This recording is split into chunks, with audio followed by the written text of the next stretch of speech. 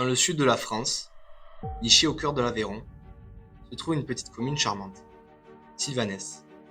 Ce village, bordé par sa forêt verdoyante dans le parc naturel régional des Grands Causses, évoque une harmonie parfaite entre histoire, culture et nature.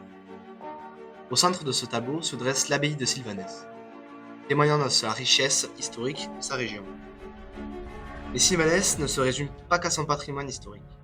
Ses collines, ses rivières et ses forêts abritent une faune et une flore exceptionnelles. C'est pour cela que la mairie de la commune a fait appel à l'école Valence, afin de favoriser cette biodiversité.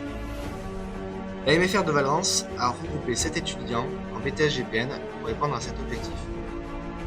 Pour y répondre, nous sommes répartis en petits groupes, ou individuellement, pour couvrir un maximum de sujets que nous allons vous présenter.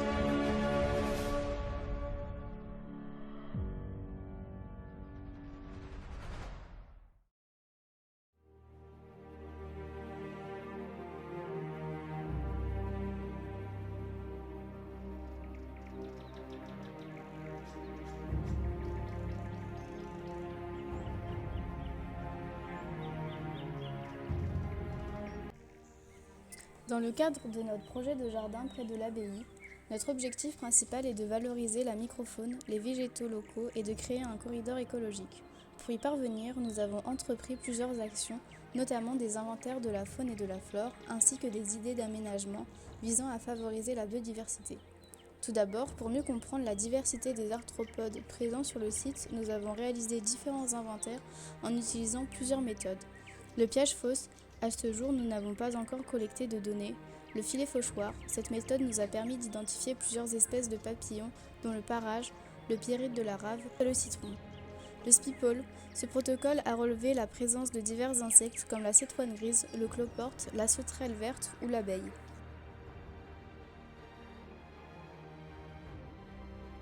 Pour nous, il est intéressant de travailler sur les chiroptères car ce groupe d'espèces est en diminution et demande de la valorisation.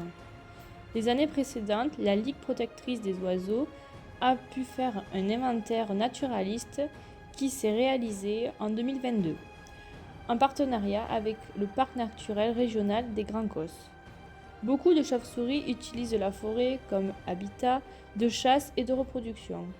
17 espèces ont été identifiées par l'inventaire acoustique, dont 3 espèces classées quasi menacées en liste rouge, et les autres sont classées préoccupation mineure. Barbastelle d'Europe, la pipistrelle commune, le petit rhinolophe et d'autres.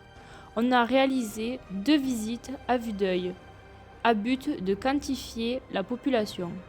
Une première visite était le 29 mars 2023 et une autre le 23 avril 2024.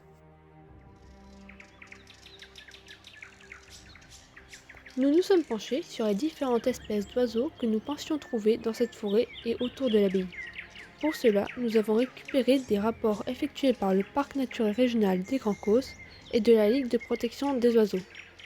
Suite aux informations récupérées, nous avons mis en place un inventaire, l'indice kilométrique d'abondance, ou ICA, qui est un transect sur 1 km qui relève tous les oiseaux à l'ouïe et à la vue.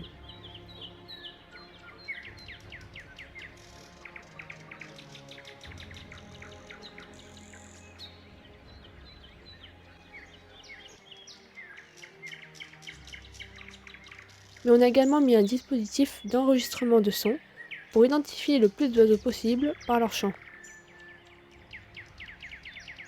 Par la suite, dans cette forêt classée en espace naturel sensible, nous avons donc réalisé un indice de biodiversité potentielle, dont le but est d'évaluer le potentiel d'accueil d'un peuplement forestier pour les êtres vivants, comme les plantes, les oiseaux ou les insectes, et d'identifier les points d'amélioration possibles lors des interventions sylvicoles. Concernant les résultats, nous avons observé des points positifs comme le nombre élevé de très gros bois vivants, et comme point négatif, nous avons remarqué qu'il manque du bois mort au sol pour mieux développer les insectes saproxylophages. Suite à cet ICA et IBP, nous avons pu observer de nombreux déchets dans l'ENS. Nous avons alors décidé de créer une journée de nettoyage.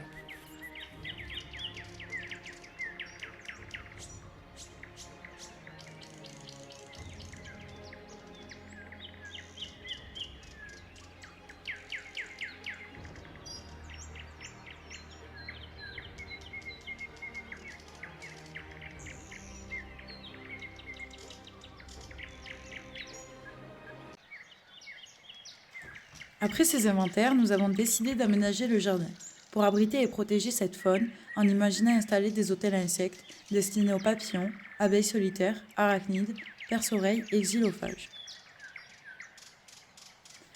Un autre aspect important de notre projet est un muret dégradé, qui, une fois réhabilité, pourra servir de corridor écologique pour la faune.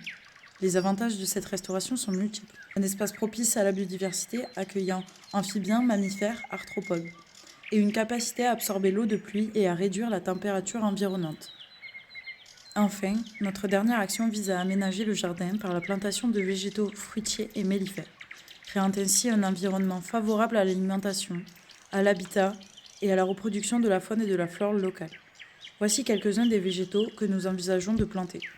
Des arbres comme le charme, le pommier et le poirier. Des plantes comme le colza, la bourrache, la lavande, le romarin et l'aubépine. Nous sommes convaincus que ces aménagements contribueront à créer un jardin dynamique, respectueux de la nature et bénéfique pour la faune et la flore locale. Suite aux résultats obtenus, nous avons décidé de leur installer 4 gîtes achéroptères autour de l'abbaye afin de préserver ces espèces sur la commune de Sylvanès. Afin de mettre en avant la biodiversité présente sur la commune, nous avons créé des panneaux en guise de support pédagogique. Des panneaux éducatifs ont été créés pour mettre en valeur la biodiversité de la commune de Sylvanès. Chaque panneau aborde une thématique spécifique, détaillant la biodiversité et les espèces emblématiques. Stratégiquement placés dans des endroits accessibles aux habitants et aux touristes, comme les sentiers de randonnée et les parcs, ces panneaux fournissent une mine d'informations sur la faune locale. Et ils seront présentés sous forme de livres dans le hall de l'abbaye pour offrir une exposition permanente sur la biodiversité de Sylvanès. On a présenté une action qui consiste à poser des nichoirs servant à différentes espèces de la commune pour valoriser la biodiversité de Sylvanès. Après avoir aperçu les déchets suite au protocole réalisé sur l'ENS, nous avons donc organisé une journée ramassage des déchets sur l'ENS avec l'aide des habitants. Pour cela, nous avions besoin d'être sensibilisés sur les déchets avec l'aide de la communauté des communes Montrance et Rougier, qui nous ont parlé de l'intérêt de trier les déchets et de mieux les trier, afin que notre journée ramassage de déchets se passe au mieux. Durant la journée, nous avions ramassé un total de 50 sacs poubelles de 100 litres, avec d'autres déchets encombrants.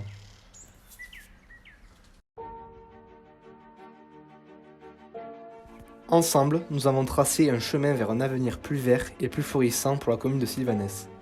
Par le biais de ce projet passionnant visant à favoriser la biodiversité, nous avons semé les graines d'un écosystème plus riche, plus équilibré et plus résilient.